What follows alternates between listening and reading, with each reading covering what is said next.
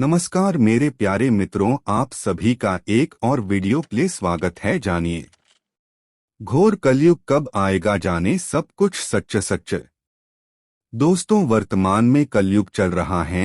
हिंदू ग्रंथ के अनुसार 4 युग होते: सतयुग, द्वापर युग, त्रेता युग तथा कलयुग। इन चारों युग में से सबसे अधिक आयु कलयुग की मानी जाती है।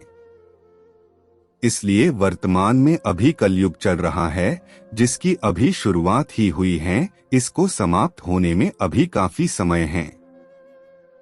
हिंदू ग्रंथों के अनुसार कलयुग की आयु 4,32,000 वर्ष बताई गई है, जिसमें से अभी सिर्फ 5,022 वर्ष ही पूर्ण हुए हैं।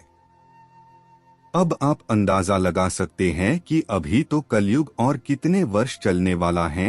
हिंदू ग्रंथों में 4 युग बताए गए हैं। यह सभी युग आते हैं और समाप्त होते ही नया युग स्थापित हो जाता है।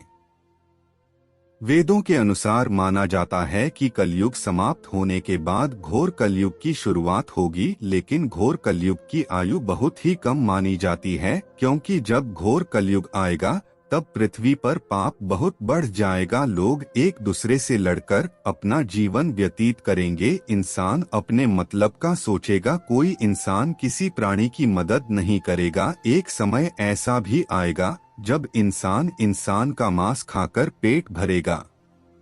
पृथ्वी पर भगवान का अस्तित्व नहीं रहेगा। कोई भी इंसान भगवान की पूजा नहीं करेगा। सब नास्तिक हो जाएंगे। शास्त्रों के अनुसार घोर कलयुग में उसी इंसान का जन्म होगा जो पिछले जन्म में बहुत पाप कर चुके हैं। मतलब कि अभी के समय में पाप करोगे तो घोर कलयुग में फिर से जन्म लेना होगा। अभी के वर्तमान समय में जितना भी कलयुग देख रहे हो, उससे तो कई ज्यादा भयानक समय घोर कलयुग के दौरान होगा, जहां इंसान एक दूसरे का खून करने में बिल्कुल भी नहीं सोचेंगे, बस अपने मतलब का देखेंगे और लोगों को मौत के घाट उतार देंगे। घोर कलयुग के अंत में चोरी, बलात्कार, मारामारी, हत्या तथा ब्लैकमेल यह सभी ज्यादा होगा और इस कारण से धरती का रंग बदल जाएगा। उस समय इंसान इंसान के खून का प्यासा हो जाएगा, इसलिए धरती पर खून बहता रहेगा।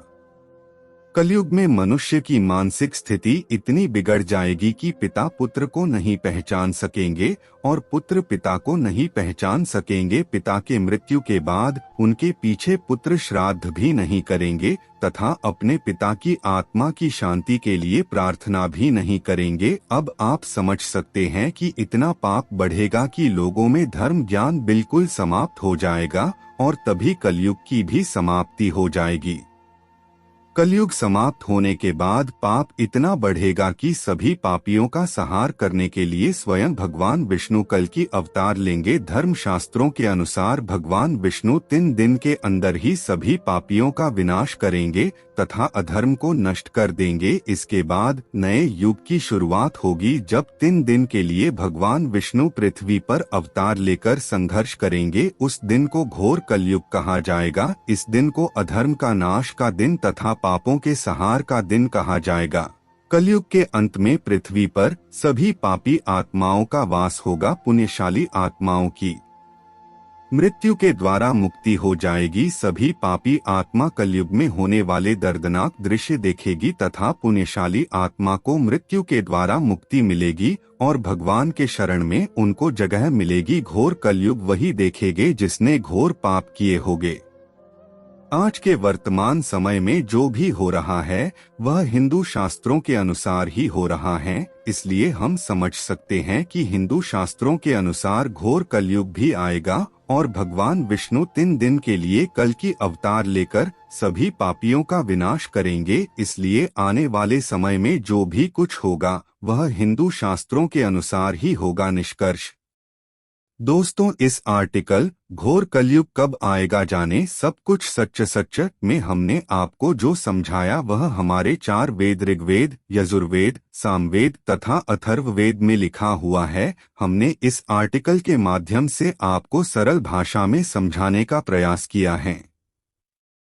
कलयुग की आयु 4,32,000 वर्ष है, जिसमें से 5,022 वर्ष ही पूर्ण हुए हैं। अभी यह कलयुग बहुत चलने वाला है, उसके बाद नए युग की शुरुआत होगी। अगर घोर कलयुग में जन्म नहीं लेना चाहते हैं तो वर्तमान समय में अच्छे कर्म कीजिए। दोस्तों, हम आशा